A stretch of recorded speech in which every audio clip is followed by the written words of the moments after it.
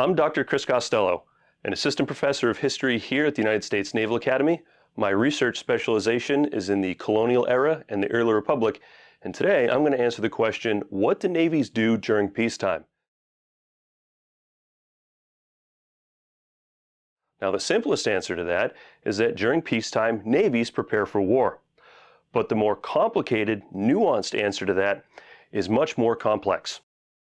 When they're not engaged in combat, modern navies still perform a spectrum of activities that range from presence operations in support of deterrence, upholding customary and international law, training with partner and allied nations, to providing humanitarian assistance.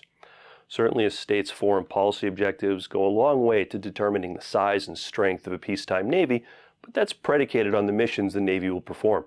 It's important to highlight these missions are interdependent and fluid between peacetime and war. Deterrence obviously takes place during peacetime, as do presence operations and the ability to project power. That can rapidly shift to sea control during combat. Since the 1700s, many navies supported mercantilism through the expansion and protection of maritime trade and exploration, handmaidens of both colonialism and imperial expansion. Navies suppressed piracy since it threatened state and economic growth, while naval officers abroad often served as diplomatic officials performing negotiations supported with the unspoken threat of martial coercion. Now, broadly, navies were instruments of national power used in peacetime to support economic growth, a theme that continues today. Now, historically, the United States Navy has been incredibly active during peacetime, beginning in the early 19th century, supporting the expansion of the nation. Principally, the Navy protected maritime commerce and sailors through the establishment of overseas squadrons, who safeguarded free trade and intervened as necessary when problems arose. The U.S. Navy conducted anti-piracy patrols in the Caribbean and attempted to stop the trafficking of enslaved persons with the Africa Squadron.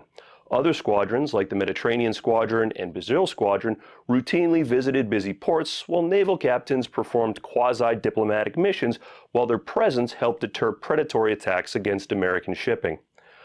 Owing to the enormous distances in the Pacific Ocean and lacking other formal government power in the antebellum era, such as a large consular presence, the Pacific Squadron had a more expansive and unique role.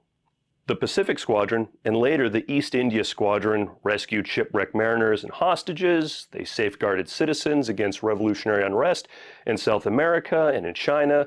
They acted as constabularies regulating behavior ashore in dozens of locations. They negotiated and made treaties with foreign nations. They forcibly opened new markets through intimidation. They violently retaliated for attacks against civilians. They upheld territorial claims, and they explored, surveyed, and charted the Pacific's vast oceanic space. Moreover, officers and sailors in the Pacific assisted in debt collection. They collectively worked to create legal regimes alongside indigenous powers to support local sovereignty and thwart European imperialism. And in some cases, the Navy landed expeditionary forces ashore to subdue violence. By late century, the Navy demonstrated itself capable of lending what we now call humanitarian aid in providing assistance, a modern staple of the Navy's mission. Now, broadly speaking, the Navy's peacetime activities during the 19th century supported a growing American commercial empire, and one that grew despite the U.S. Navy being relatively paltry in size compared to European competitors.